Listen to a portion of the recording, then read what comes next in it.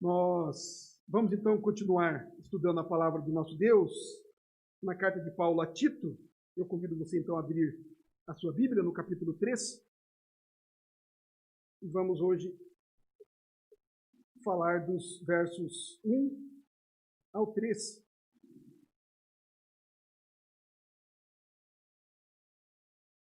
Mas eu também queria cumprimentar o Klemer, Cristina, André e Keila, que estão aqui conosco nesta manhã. Muito bom tê-los aqui.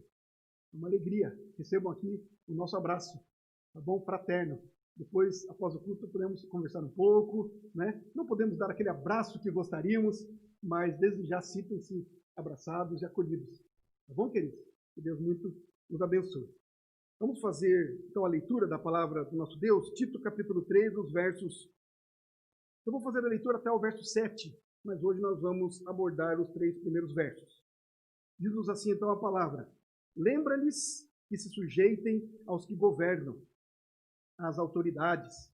Sejam obedientes, estejam prontos para toda boa obra. Não difamem a ninguém, nem sejam altercadores, mas cordatos, dando provas de toda cortesia para com todos os homens.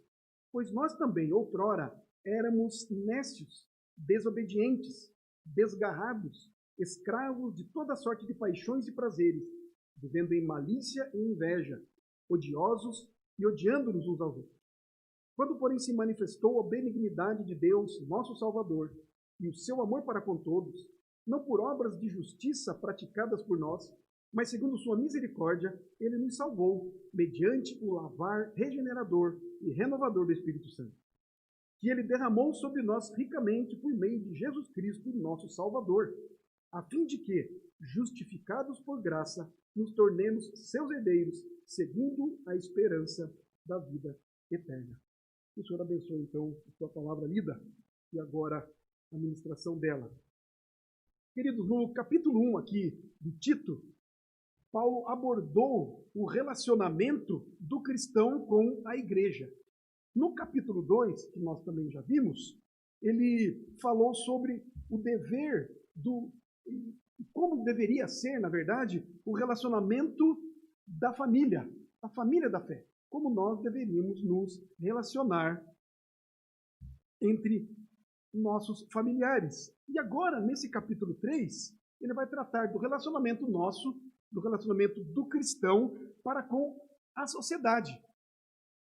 E mais especificamente, nós vamos observar aqui nesse texto, o relacionamento do cristão em uma sociedade sem Deus. Porém, nessa sociedade sem Deus, é o lugar, de fato, onde Deus colocou aqueles cretenses, cristãos. Não é?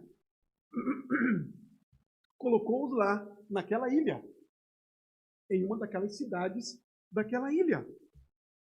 Deus colocou cada um daqueles cristãos naquelas cidades, naqueles lugares, estrategicamente. Assim como nós.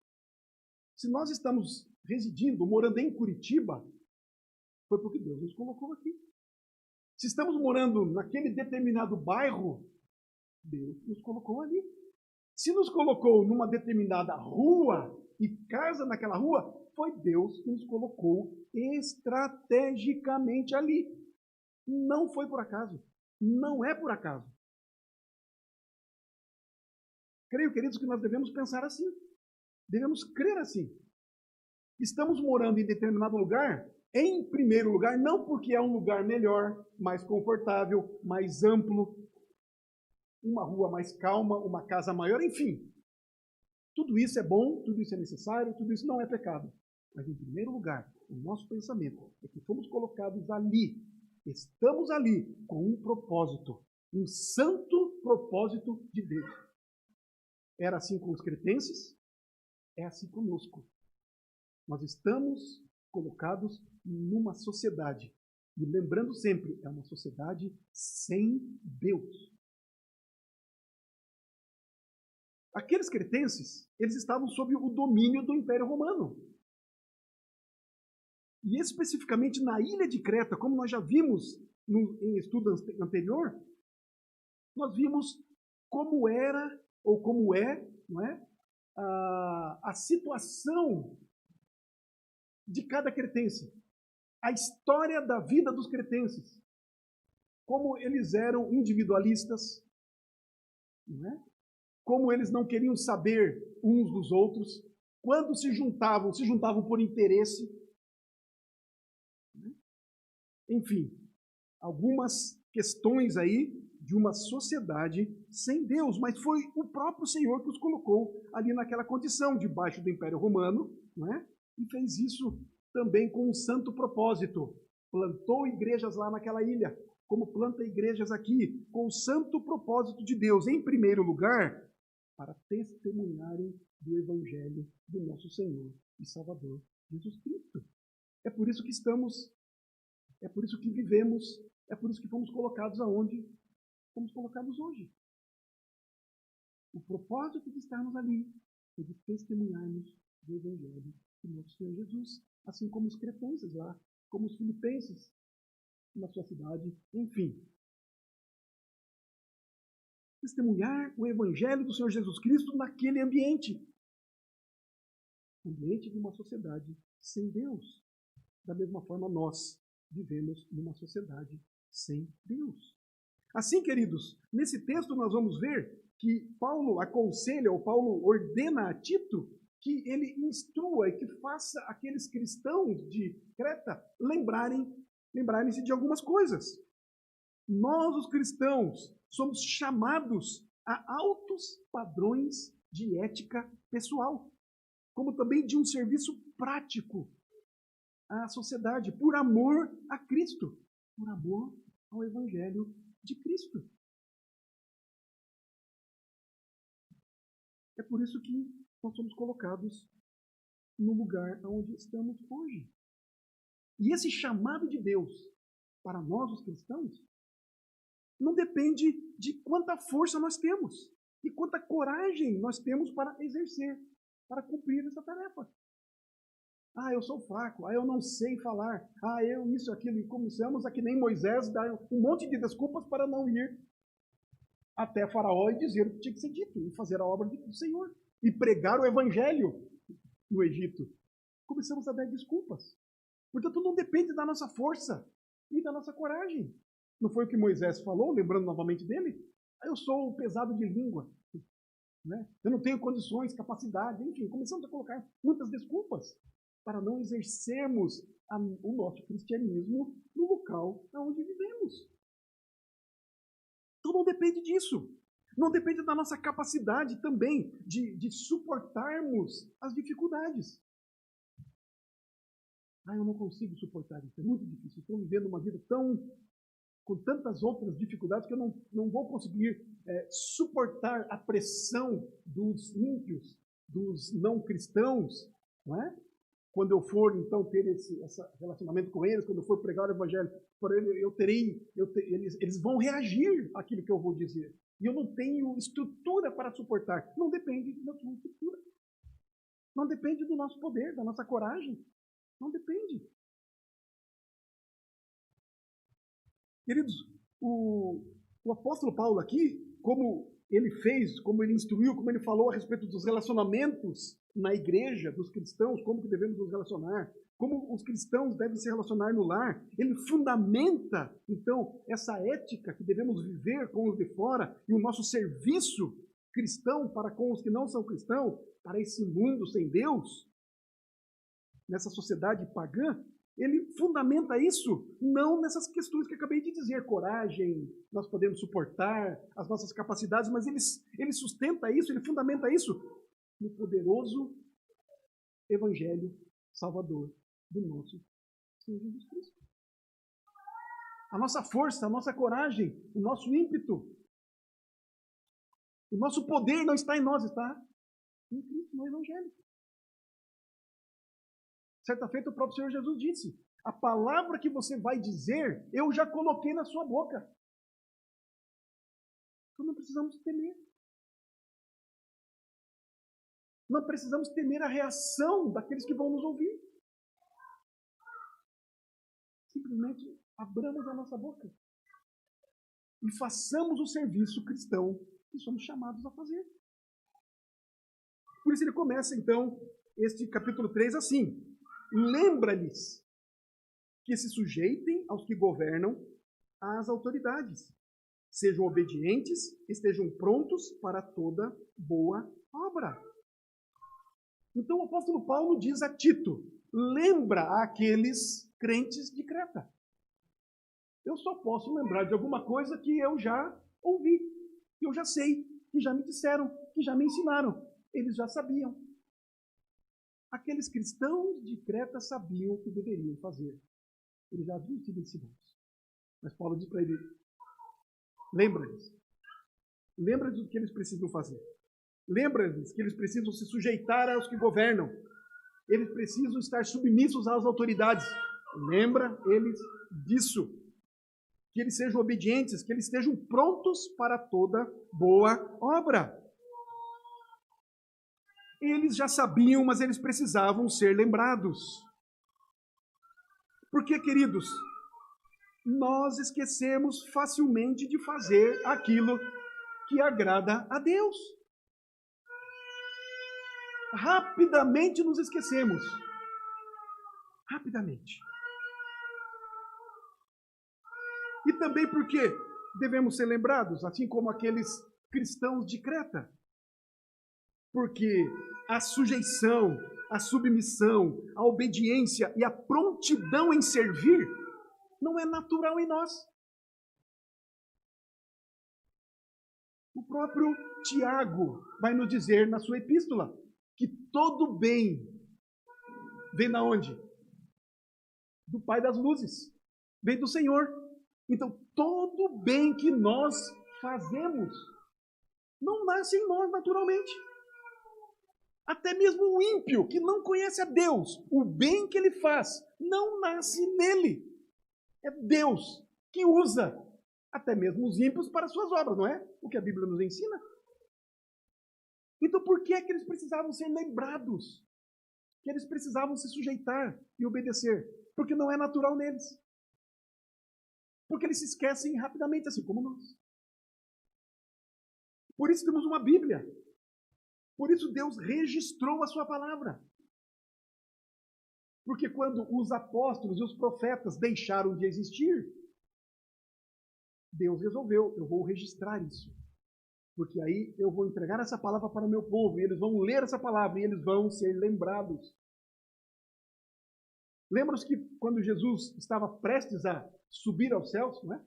A morrer, ser sepultado, ressuscitar, e viu o que ele disse? Eu vou para junto do Pai, mas eu vou fazer o quê? Eu vou mandar para vocês o Espírito Santo do Senhor, que vai estar em vocês, com vocês, vai habitar em vocês, para fazer o quê? Para lembrar de tudo aquilo que eu vos ensinei. Porque nós esquecemos. Porque nós não temos em nós, não é, essa disposição natural de servirmos nem ao Senhor, muito menos ao ímpio. Não é natural em nós. Mas a ordem está aqui. Lembra-lhes que se sujeitem aos que governam, às autoridades, sejam obedientes e estejam prontos para toda boa obra. Não alguma, não uma ou outra. Toda boa obra. Pelo contrário, queridos, nós somos propensos à preguiça, à desobediência, à insubmissão. Por isso nós precisamos ser constantemente lembrados dos nossos deveres cristãos, como também das promessas que nos são destinadas nas Escrituras. Nós nos esquecemos do que temos que fazer, nos esquecemos de que temos que fazer o bem, temos preguiça, não é natural em nós, como também nos esquecemos das promessas do Senhor. Basta uma dificuldade na nossa vida, pronto. Muitos de nós somos ligeiros para murmurar, para dizer, o Senhor se esqueceu de mim. Basta uma dificuldade, pequena que seja. Nos esquecemos das suas promessas.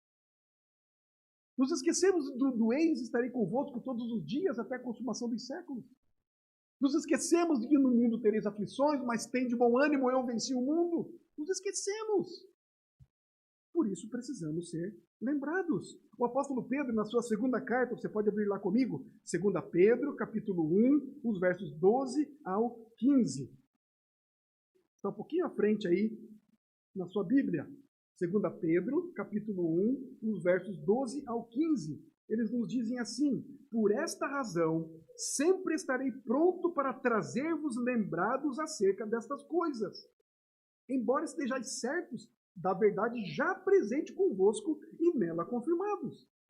Também considero justo, enquanto estou nesse tabernáculo, despertar-vos com essas lembranças, certo de que estou prestes a deixar o meu tabernáculo, como efetivamente o nosso Senhor Jesus Cristo me revelou. Mas, de minha parte, esforçar-me-ei diligentemente por fazer que, a todo tempo, mesmo depois da minha partida, conserveis lembrança de tudo. Que palavra abençoada deste Pedro. O texto nos diz que ele estava prestes a morrer. Mas qual eram os seus últimos preparativos antes da morte? Porque diz o texto que o Senhor Jesus revelou a ele que ele morreria. Não é? Bom, já que eu vou morrer, eu preciso fazer algumas coisas, eu preciso preparar algumas coisas. Eu preciso cuidar da aposentadoria da minha esposa, preciso deixar uns bons recursos para os meus filhos, eu preciso ajeitar toda a documentação, não é? Para não dar trabalho para ninguém, eu preciso fazer isso e aquilo, não é? Não foi isso que ele disse. Eu vou manter vocês lembrados de tudo aquilo que vocês já sabem. Eu vou deixar escrito algumas coisas para vocês não se esquecerem das bênçãos, da graça, do poder, da presença, da salvação em Cristo Jesus. Eu vou gastar os meus últimos dias para instruir vocês, cuidar de vocês, pastorear vocês, lembrar vocês de quem vocês são, filhos da promessa. O Senhor cuida de vocês. Eu vou embora, mas vocês ficarão cuidados pelo Senhor.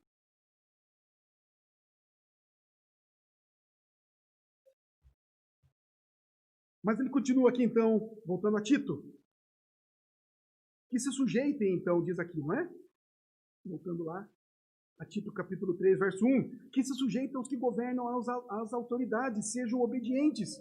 Portanto, queridos, o que Paulo está dizendo para Tito lembrar aqueles crentes é que toda e qualquer autoridade é digna de respeito, de obediência e da nossa sujeição, da nossa submissão.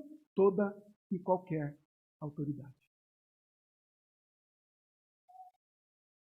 Isso naquela época talvez fosse até muito mais dura e difícil viver naquela sociedade do que hoje. Talvez, não é? Afinal, o Império Romano, e, portanto, apenas quem era romano tinha algum direito diante do Império, como cidadão romano, e quem não fosse cidadão romano era escravo. Não importava a sua condição social, era um escravo.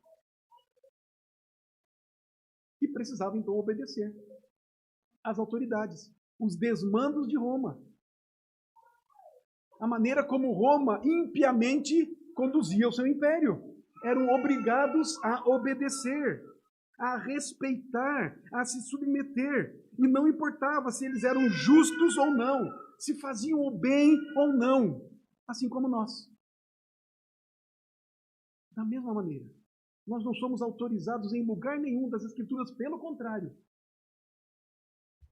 a falarmos contra o governo, qualquer que seja ele. Ele estando fazendo as coisas corretas ou não. Nós somos ordenados a ficarmos calados, por um lado, e a orarmos pelas autoridades, por outro. Como fizemos hoje aqui, como a Bíblia nos manda. Paulo escrevendo a Timóteo diz isso. Orar pelas autoridades, orar por aqueles que nos governam. O Senhor Jesus, em Mateus 22, 21, naquele encontro, evento muito conhecido, ele disse o seguinte, quando vieram perguntar a ele, é lícito pagarmos imposto a César? É lícito nós, os judeus, pagarmos imposto a Roma, aos corruptos, a esses incircuncisos? É justo? Qual foi a resposta do Senhor Jesus? Dai a César o que é de César, e a Deus o que é de Deus. O que pertence a César, dê. E é interessante, né? Pague o imposto. Algo que nos é imposto. Não nos é sugerido.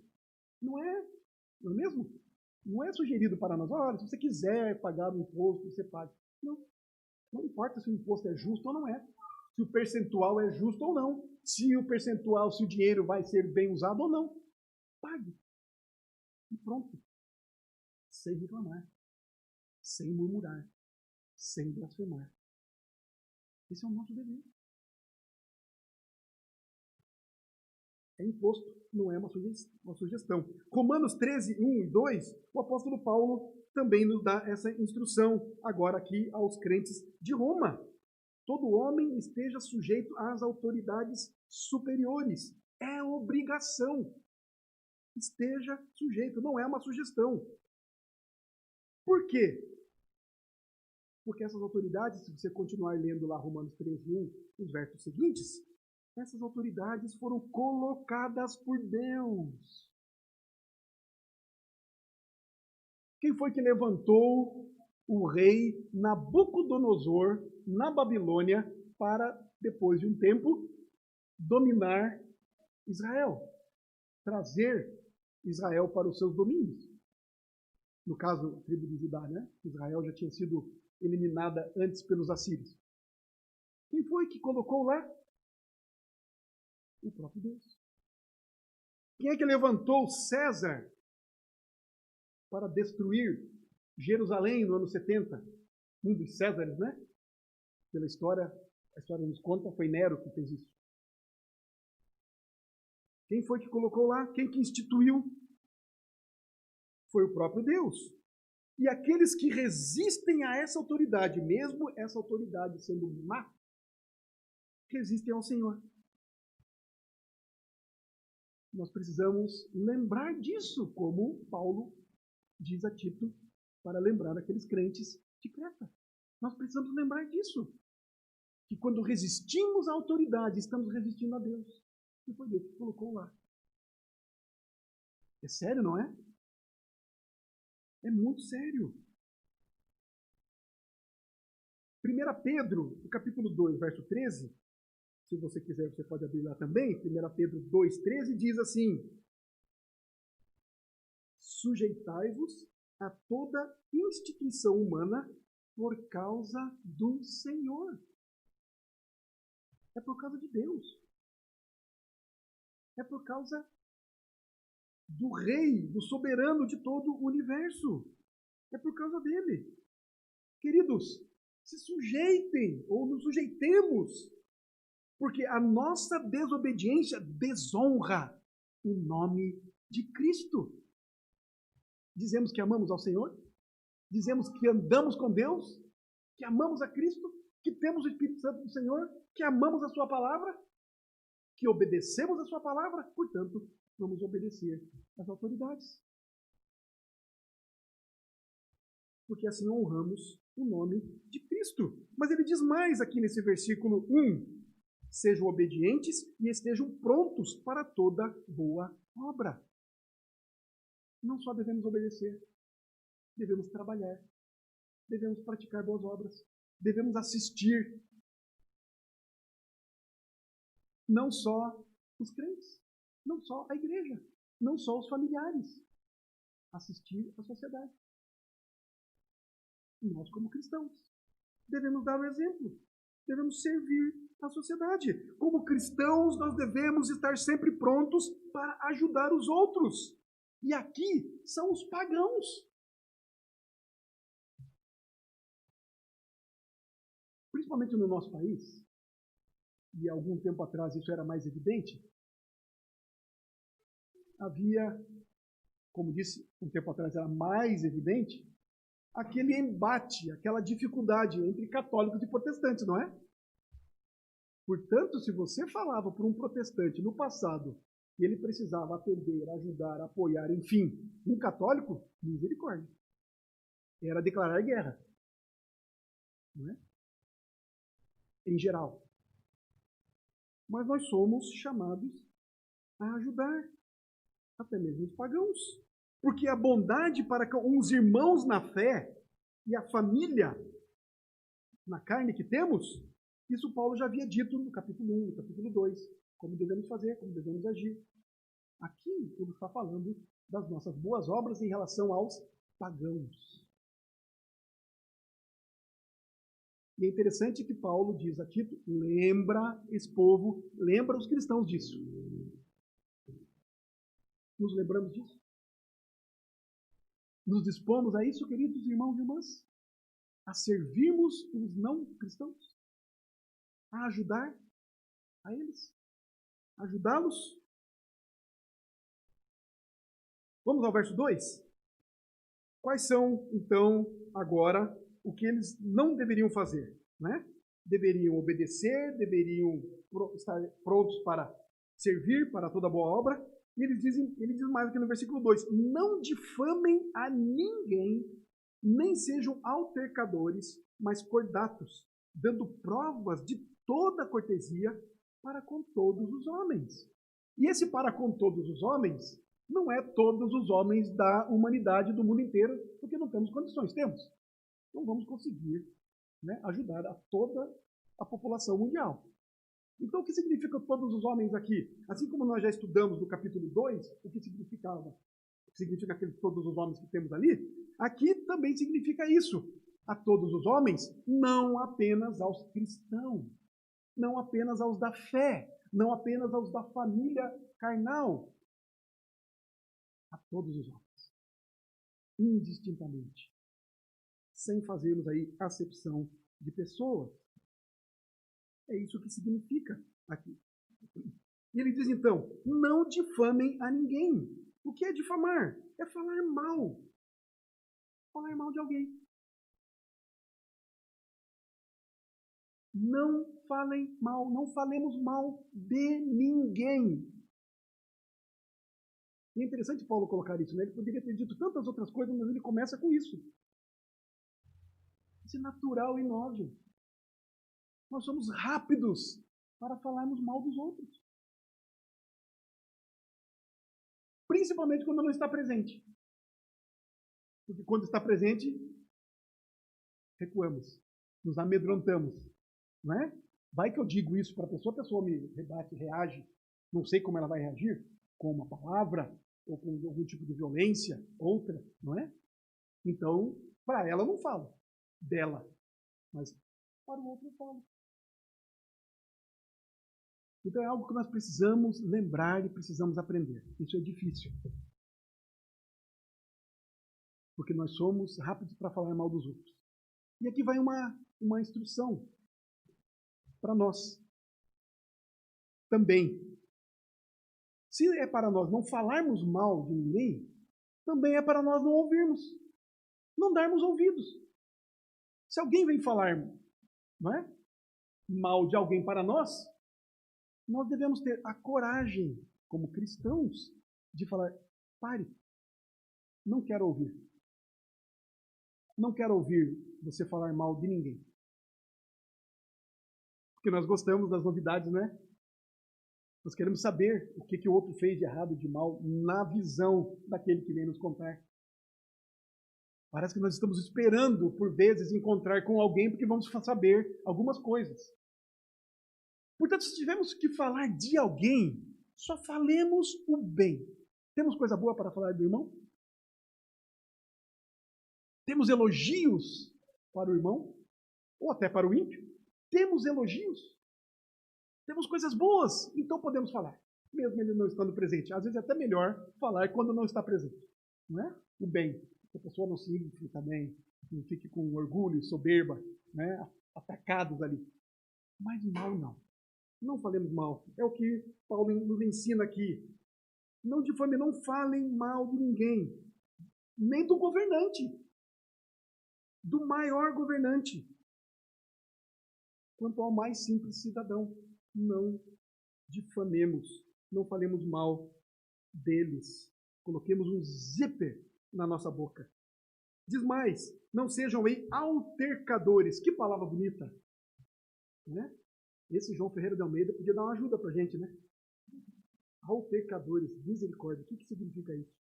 É aquele que cria polêmica com tudo, que discute intensamente sobre qualquer assunto, sobre qualquer coisa.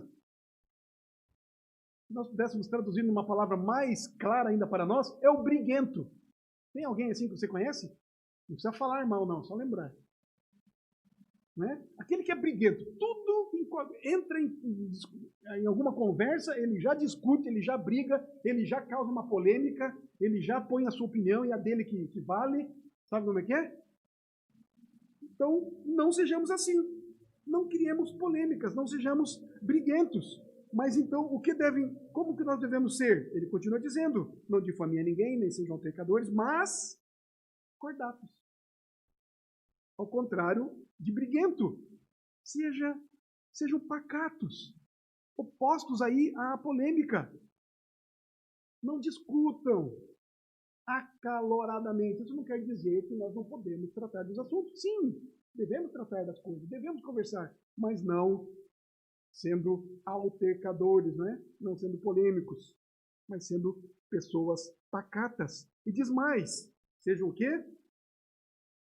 Dando provas de toda cortesia. O que é ser cortês? Nós somos chamados a gentileza, a sermos educados. Irmãos, nós precisamos criticar a nós mesmos. Precisamos olhar para as nossas atitudes, os nossos atos, a maneira como nos relacionamos, principalmente com os de fora, com educação, com gentileza, com paz, fazendo sempre o bem, sem fazermos acepção de pessoas. Devemos agir assim não só para com os cristãos, para com os crentes, mas também com as autoridades, sendo elas justas ou não. Concordemos com elas ou não. Tenhamos votado nelas ou não. É a ordem do Senhor.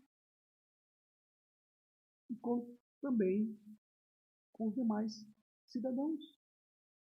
Como que nós tratamos aqueles que nos servem na padaria, no supermercado, quando pedimos alguma coisa para um funcionário? Como nós tratamos? Como nós tratamos aquela pessoa que nos ajuda em casa, na limpeza do lar? Como nós tratamos aqueles que estão debaixo da nossa autoridade? Como que os militares que temos aqui na nossa igreja, alguns, tratam os seus subordinados? Não é? Como que nós tratamos os nossos funcionários? Aqueles que no trabalho estão debaixo da nossa autoridade? Como tratamos as pessoas que nós nos encontramos aí diariamente? Com gentileza? Com educação? Verso 3. Por que Paulo dá essas instruções? Por que ele lembra essas coisas? Por que ele fala disso com relação aos não cristãos? A vida numa sociedade sem Deus. Por que Paulo fala isso? Qual é o motivo? É para sermos bem vistos? Não é isso. Olha o que ele diz no versículo 3.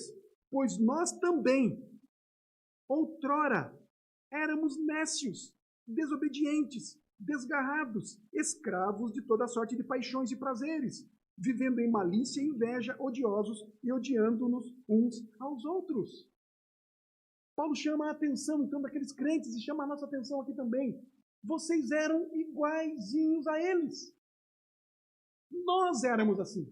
Eu, Paulo, era assim também. Eu era um pagão. É o que Paulo quer dizer. Mesmo tendo nascido no judaísmo. Paulo não seguia verdadeiramente a lei de Deus. Ele seguia o judaísmo. Então Paulo diz, olha, nós também éramos assim. Eu, você, Tito, vocês crentes aí de Creta, e nós aqui éramos assim.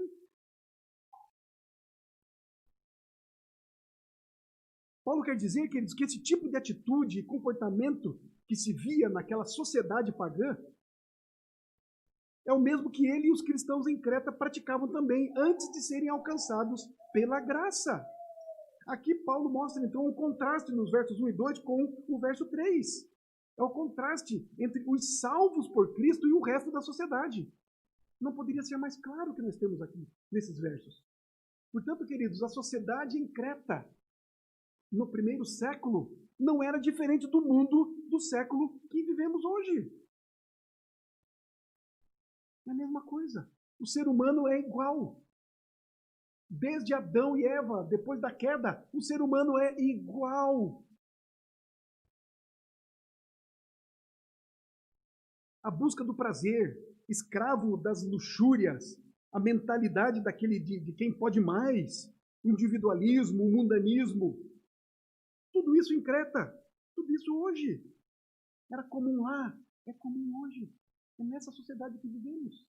E assim éramos antes de sermos alcançados pela graça. Nós nos lembramos disso, queridos? Nós nos lembramos que éramos pecadores nesse nível? Ou nós pensamos que fomos trazidos para o convívio, para o ambiente, para a graça, para o meio do povo de Deus? Fomos trazidos porque éramos bonzinhos, eu não era tão mal assim. Eu sempre fui gente boa.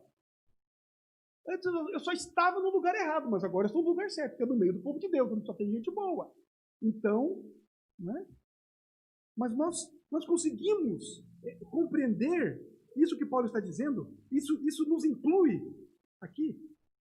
Desobediência, longe de Deus, desgarrados, escravos das paixões e dos prazeres, inveja, odiosos e odiando uns aos outros. É claro que nem todo mundo vive ou viveu ou tinha todos esses pecados ao mesmo tempo, né? Mas isso Paulo caracteriza aqui a vida do ser humano, especialmente o ser humano sem Deus.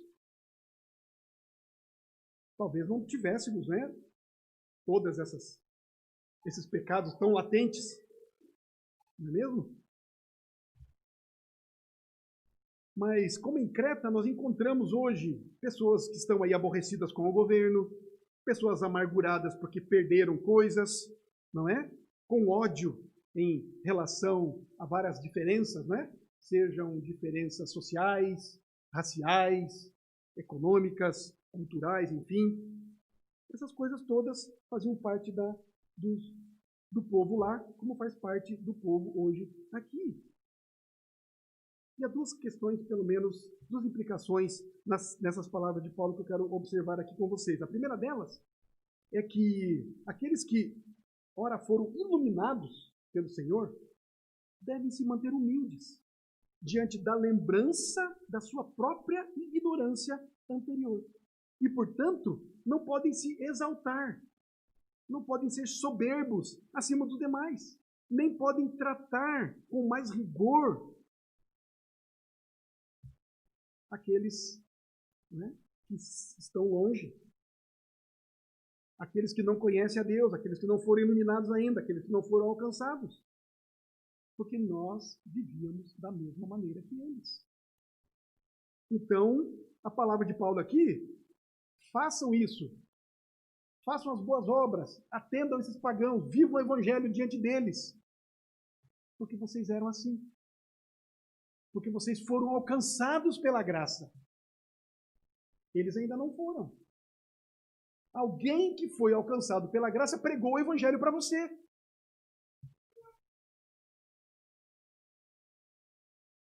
Em segundo lugar, exatamente isso. O que aconteceu com eles deveria, então, com aqueles crentes de Creta, deveria, então, impulsionar a eles a pensar que aqueles que estão longe de Cristo um dia poderão estar perto de Cristo.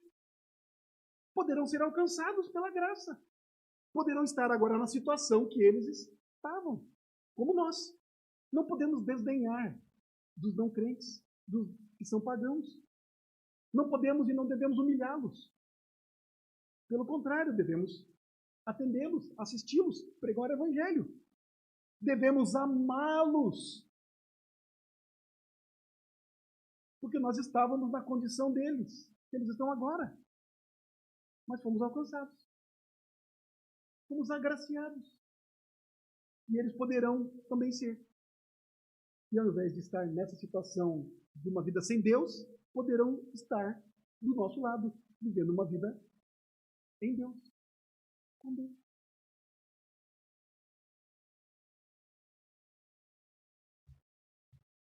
Outrora eres trevas, Paulo diz isso aos Efésios, capítulo 5, verso 1. Outrora eres trevas, porém agora sois luz no Senhor. E ele segue no versículo dizendo, andai como filhos da luz. Como é que Cristo andava? Como é que Cristo vivia?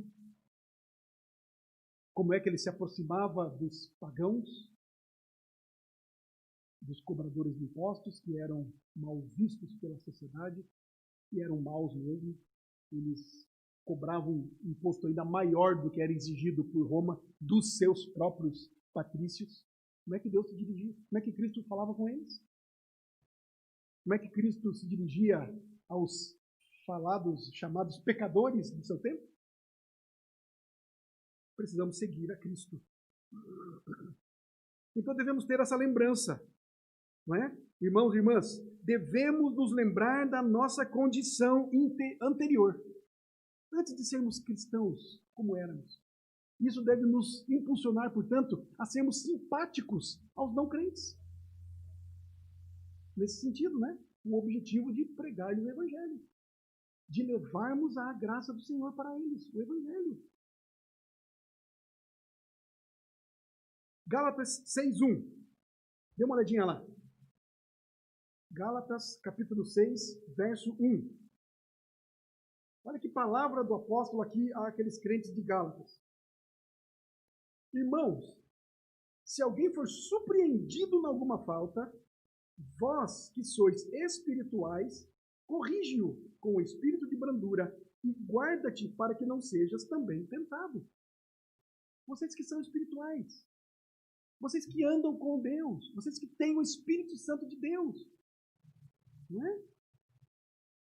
Faça isso. Corrige com brandura. Aqui, claramente, em primeiro lugar, Paulo está falando aos crentes da igreja, para que os crentes que são espirituais, que estão percebendo isso, corrige o irmão, né? Faça isso com amor, faça isso com brandura.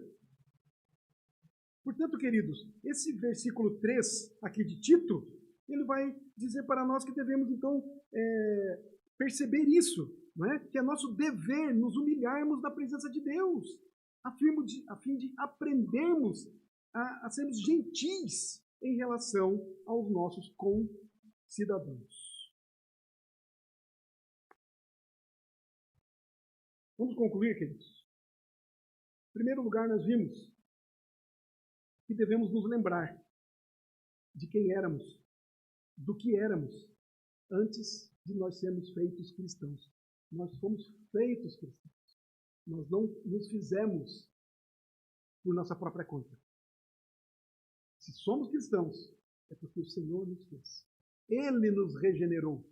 Nós vamos ver isso a partir da semana que vem, que Deus permitir, a partir do versículo 4. Então, devemos nos lembrar disso. Que nós éramos, outrora eres trevas, agora sois luz. Andai, pois, como filhos da luz. Não éramos diferentes do que são os pagãos hoje. O que nos diferencia é a graça de Deus. Não é a nossa natural boa educação ou qualquer outra coisa. Boa criação. Não, é a graça de Deus. Em segundo lugar, nós vimos que devemos honrar as autoridades constituídas em todas as esferas, pois elas foram instituídas por Deus. Devemos honrar. E ao desobedecê-las ou nos insubordinarmos, nós estamos desonrando o nosso Senhor. Jamais esqueçamos disso. Jamais. Em terceiro lugar, o nosso compromisso como cristãos vai além de fazermos boas obras para os da fé, para os da família da fé. É claro que isso vem em primeiro lugar, a palavra de Deus nos diz, não é? Que devemos assistir primeiro aos domésticos da fé. Portanto, queridos, é inadmissível que nós atendamos aquele que não é da fé em detrimento ou antes daquele que é da fé. Se nós vemos um irmão passando necessidade, nós devemos atendê-lo antes de atendermos os de fora. Mas não podemos deixar os de fora desassistidos, se nós podemos, se nós temos condições. O nosso compromisso, em primeiro lugar, são com os da fé. Mas certamente Cristo é honrado quando os não cristãos são abençoados por nossas obras. Mesmo porque lembramos semana passada o que nos diz Efésios 2:10. Se lembram o que diz lá? Para eu não falar exatamente o que diz, né? Vou lembrar aqui, vou ler. Efésios 2:10 diz assim: pois somos feitura dele. Somos regenerados, somos feitos novas criaturas em Cristo. Somos feitura dele, criados em Cristo Jesus. Para quê? Para as boas obras, as quais Deus de antemão preparou para que andássemos nelas. Portanto, se temos a oportunidade de fazermos o bem para os da fé, como para os de fora da fé, vamos nos lembrar. Quem foi que preparou isso para nós? Foi o próprio Deus. Não podemos desprezar, portanto. E se temos essa oportunidade de fazermos o bem, é porque podemos fazê-lo. Temos condições. Eu sempre lembro aqui, se algo chega ao nosso ouvido, uma necessidade chega ao nosso ouvido, é porque, de alguma maneira, nós podemos ajudar. Chegou ou não aos nossos ouvidos, isso só é uma coisa simples, básica. Chegou ou não aos nossos ouvidos que precisamos orar, que devemos orar por Manaus. É simples, não é? Vai depender de algum dinheiro? Vai depender de alguma outra ação física nossa, de irmos até Manaus? Mas como podemos ajudar? O pedido foi, oremos por Manaus. O pedido não foi, mande cilindros de oxigênio para Manaus. O pedido foi, oremos por Manaus. Oramos? Pode pensar aí você agora. Não precisa levantar a mão, não. Você orou por Manaus? Depois que ouviu, recebeu esse pedido? É uma boa obra. Uma delas que Deus preparou para que nós andássemos nela. Orar por Manaus.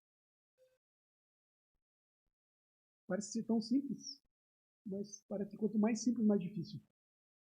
Né? Por isso precisam ser lembrados. Por isso que Paulo fala isso, para que tu lembre esse povo disso. Então, o nosso compromisso vai além de nós fazermos boas obras para os que são da fé. Mas Cristo é honrado quando os não cristãos são abençoados por nossas obras. Até mesmo a mais simples dela como a oração. Em quarto e último lugar, nós devemos tratar a todos da mesma maneira, tanto os irmãos da fé quanto os pagãos. Portanto, se não for para falar bem de alguém, então fiquemos calados. E na nossa convivência, sejamos educados, gentis e não arrumadores de encrenca. Para alcançarmos tudo isso, queridos irmãos e irmãs, nós precisamos da graça do nosso Deus, porque isso não é natural em nós. Mesmo aquela pessoa que nós olhando na nossa convivência, nós vemos como é piedoso, como é bondoso, como é agradável essa pessoa, mesmo ela. Isso tudo não é natural nela. É graça de Deus. E ela precisa se esforçar, buscar isso. O próprio Senhor Jesus disse, esforçai-vos por entrar pela porta estreita. Não é isso? Olha, se esforce para entrar. O caminho é esse, é apertado, é difícil, mas se esforce para entrar nele. Parece uma coisa contraditória, não é? Mas é o que o Senhor Jesus nos disse. A vida cristã é dura, é apertada, o caminho é estreito. O nosso caminhar neste mundo é duro, difícil. A nossa convivência de uns com os outros não é nada fácil. Precisamos lutar contra nós mesmos, os nossos pecados, os nossos desejos e prazeres pessoais. Precisamos lutar. Mas tudo isso é possível por causa da graça do Senhor. Pois Ele preparou as obras para nós fazermos, Ele nos agracia, Ele nos dá poder, Ele nos capacita a fazermos aquilo que Ele mandou fazer. Mas Ele vai conosco. Não é grande bênção? As suas promessas não são jogadas no vazio. Ele vai conosco. Ele habita em nós. É Ele que nos encoraja, nos fortalece. É o Senhor Jesus que faz isso. Precisamos lembrar, portanto, de todas essas coisas. Portanto, para alcançarmos tudo isso, precisamos da sua graça. Em Cristo, nós conseguiremos vencer essa luta contra nós mesmos, contra o nosso pecado, contra as tentações e o mal que ainda nos atacam. Queridos, eu creio que isto é, de fato, a vida vitoriosa que devemos almejar. Vida vitoriosa deve ser o nosso desejo e busca constantes. Vida vitoriosa é essa: fazermos a vontade do nosso Deus, nos alegrarmos nele, nos deleitarmos na sua graça, em que Ele olha para nós e nos usa para fazer a sua obra.